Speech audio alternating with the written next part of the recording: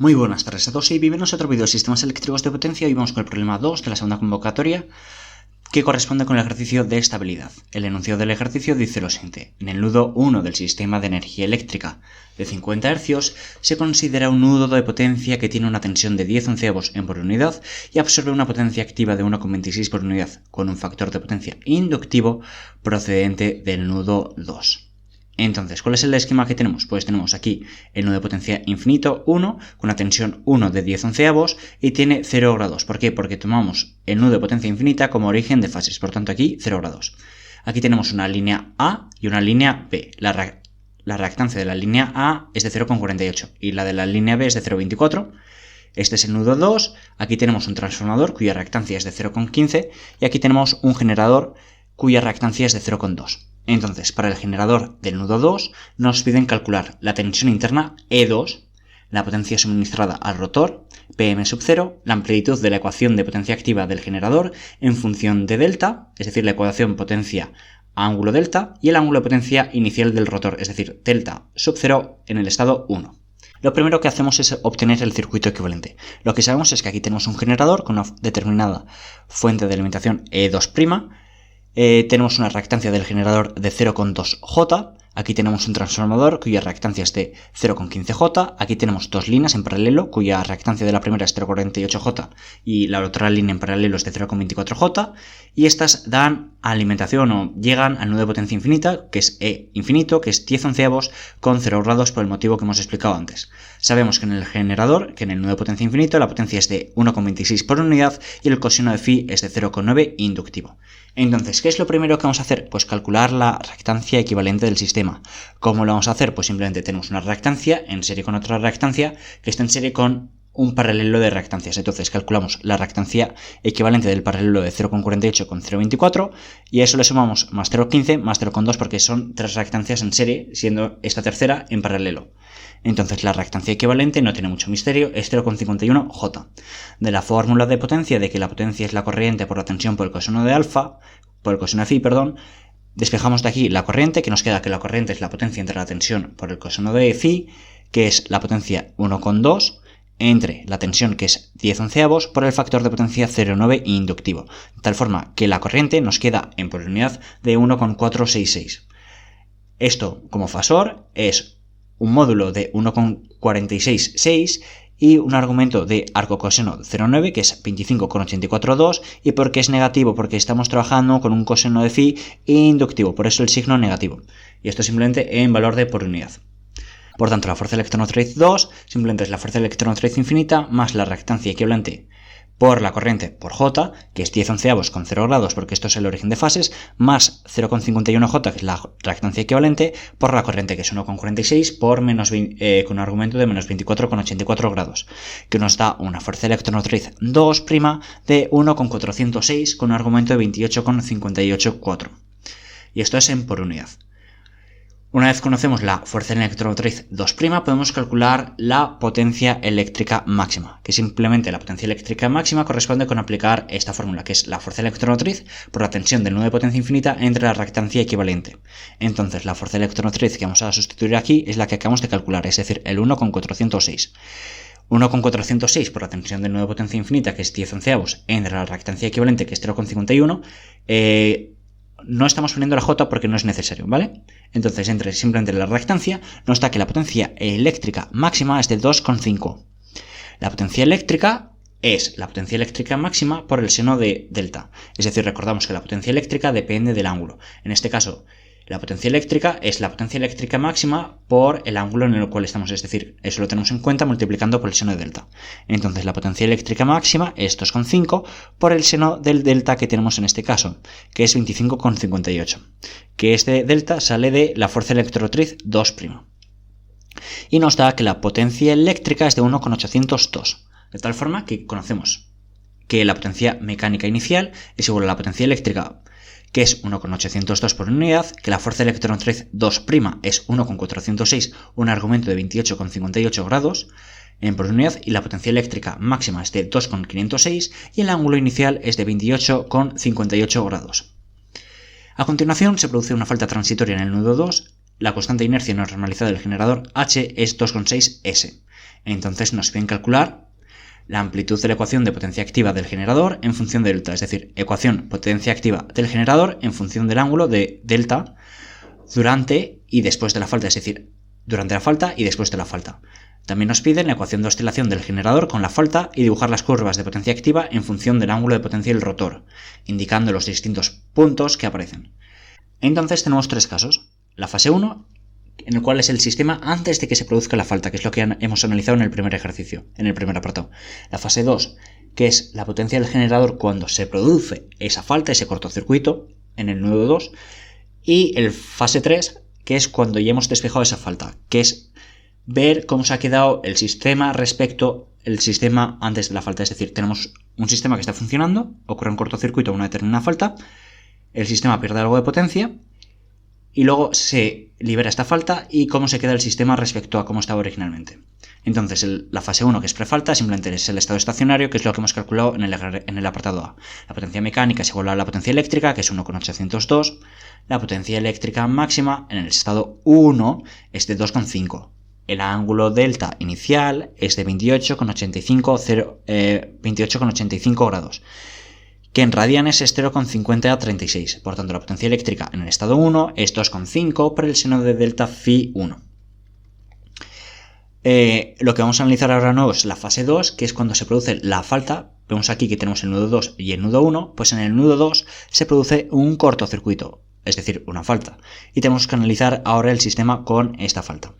De tal forma que seguimos teniendo lo mismo, el generador con su reactancia, el trafo, las dos líneas y la falta que se produce en el nudo 2 con el nudo de potencia infinita. Entonces, la potencia eléctrica aparente es la fuerza electromotriz por la corriente eléctrica, el asterisco que implica que es conjugado. Por tanto, la fuerza electromotriz por E entre 0,35 por J asterisco, es decir, simplemente hemos puesto la corriente en función de la potencia, que nos queda que la potencia aparente es E' por E' asterisco, es decir, la E', la fuerza electromotriz prima, por la fuerza electromotriz conjugada entre 0,35, que es igual a la fuerza electromotriz al cuadrado entre 0,35J, de tal forma que queremos saber la potencia eléctrica, la potencia activa. De este caso, por tanto, la potencia activa, si aquí tenemos la potencia aparente, simplemente buscamos la parte real de esta potencia aparente. Como no hay ninguna parte real, la potencia activa es la parte real de la potencia aparente, esto es un 0.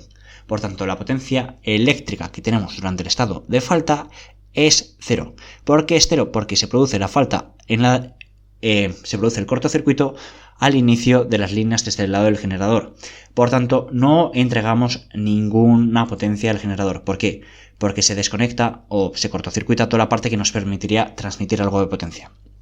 A continuación, analizamos la fase 3, que corresponde al estado del generador cuando hemos eliminado la falta.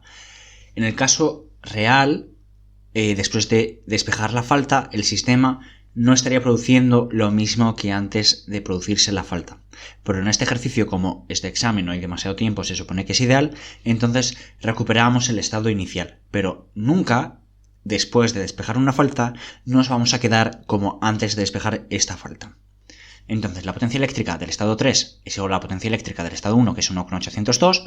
La potencia eléctrica máxima del estado 3 corresponde con la potencia eléctrica máxima del estado 1, que esto es con 506.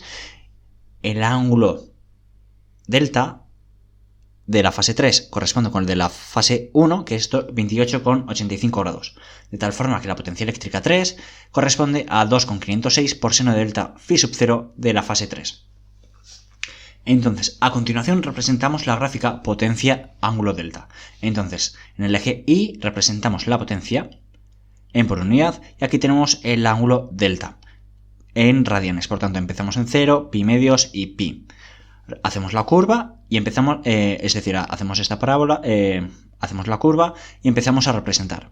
¿Qué es lo primero que tenemos? El ángulo delta phi sub 1. Es decir, representamos este ángulo, que es los 28 grados, que serán 0,5 radianes o lo que sea.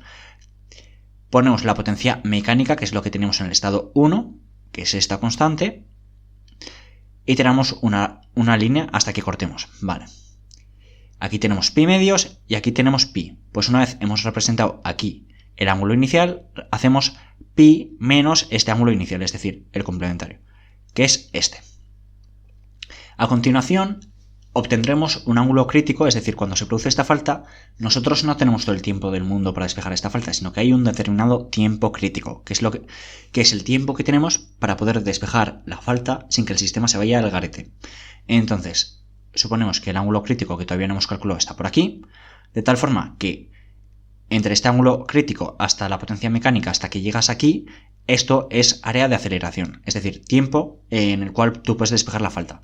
Y de aquí hasta pi menos el ángulo inicial es área de aceleración, es decir, tiempo que ya no puedes despejar la falta. Lo ideal sería que el área de aceleración fuese igual al área de aceleración, pero no es el caso. Entonces, representamos el ángulo inicial, el complementario, el ángulo crítico, y en función de lo que tenemos por debajo de la potencia mecánica es área de aceleración, y lo que esté hasta aquí es decir, de aquí, que es el ángulo crítico, hasta pi menos el ángulo inicial 1, es el área de aceleración. Ponemos la ecuación, que es la potencia mecánica menos la potencia eléctrica, es 2pi entre omega sub 0 por la derivada al cuadrado de delta de t entre derivada de t al cuadrado. Durante la falta, la potencia eléctrica 2 es nulo, es decir, la potencia eléctrica mientras hay una falta, porque se produce en el nudo 2, es 0. Y la frecuencia inicial simplemente es 2pi por la frecuencia, que como estamos en un sistema europeo son 50 Hz, por tanto 2pi por 50, que son 100pi.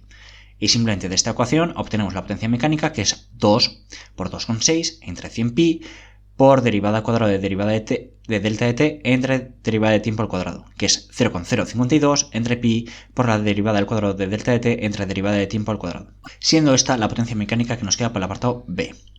En el apartado C nos piden calcular el ángulo crítico y el tiempo crítico para el despeje de esta falta.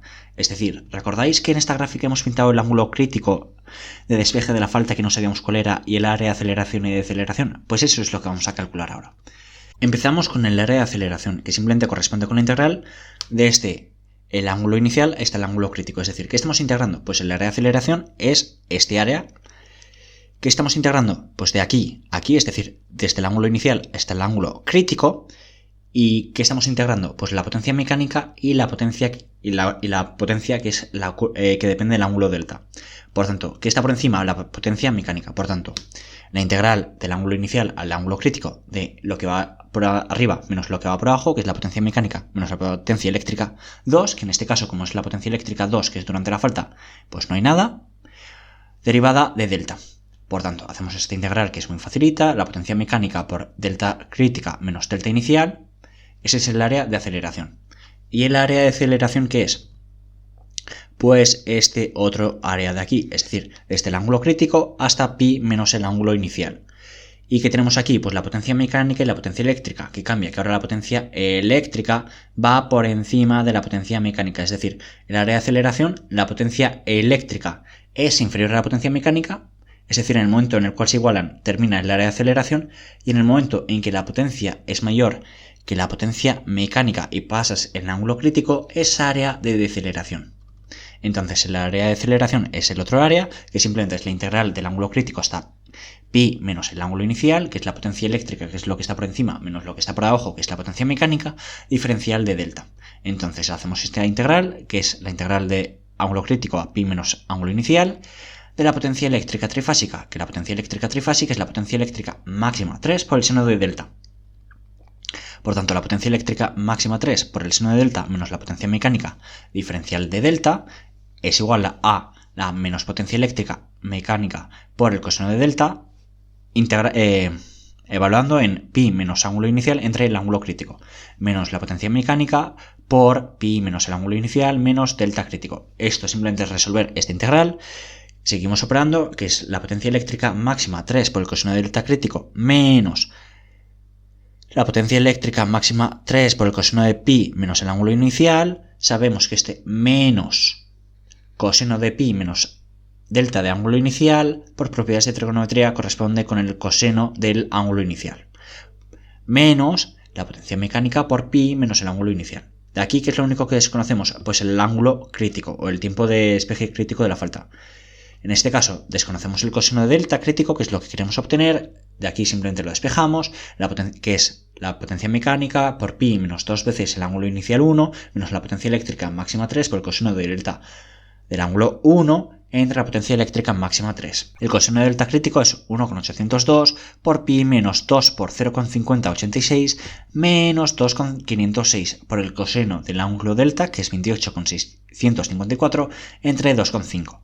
De tal forma que el coseno de delta crítico es 0,65, despejamos el ángulo crítico, que es 48,78 grados. Pero recordar que la gráfica es en radianes, por tanto este valor lo pasamos a radianes, y de hecho observar que aquí estamos operando en radianes.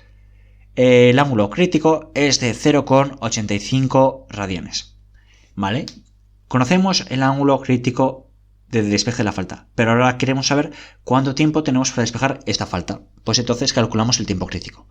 ¿Cómo lo hacemos? Pues integrando la siguiente ecuación. La integral de la diferencial de tiempo de diferencial del ángulo, es decir, de diferencial de delta entre el tiempo, es igual a la integral de omega entre 2 veces la inercia por la potencia mecánica. De tal forma que pasamos este diferencial de tiempo aquí y empezamos a integrar. El ángulo inicial, la integral del ángulo inicial al ángulo crítico de delta de la diferencial de delta entre tiempo es igual a la integral de 0 al tiempo crítico de omega entre 2h por la potencia mecánica. Y una pregunta que os puede surgir es ¿por qué tenemos que calcular el tiempo crítico después del ángulo crítico? Porque el ángulo crítico lo necesitas para poder despejar el tiempo crítico, porque aparece aquí el ángulo crítico menos el ángulo inicial es la integral de 0 al tiempo crítico de omega entre 2h por la potencia mecánica por t por diferencial de t. Esta integral es muy sencillita, la resolvemos, que simplemente es delta crítico menos delta inicial, es omega entre 2 por la inercia por la potencia mecánica por t al cuadrado entre 2, evaluando en tiempo crítico y 0, de tal forma que el ángulo crítico menos el ángulo inicial es omega entre 2h por la potencia mecánica por el tiempo crítico al cuadrado entre 2. De aquí lo único que es incógnita es el tiempo crítico, que vemos está al cuadrado, por tanto vamos a tener que despejar eso y una raíz cuadrada de lo que quede, de tal forma que el tiempo crítico nos queda la raíz cuadrada de 4 veces la inercia por el ángulo crítico menos el ángulo inicial entre la frecuencia inicial, que es omega sub 0, por la potencia mecánica. Entonces, conocemos todo, sustituimos los valores. La raíz de 4 por la inercia, que es 2,6, por el ángulo crítico, que es 0,85, menos el ángulo inicial, que es 0,5036. Ojo que esto es en radianes todo. Entre la frecuencia inicial, que es 2pi por la frecuencia, estamos en Europa 50 Hz, por la potencia mecánica, que es 1,802, por tanto el tiempo crítico es de 0,079 segundos. ¿Y esto qué significa? Que tenemos 79,88 milisegundos para despejar la falta. Y con esto hemos terminado el ejercicio. Hasta luego.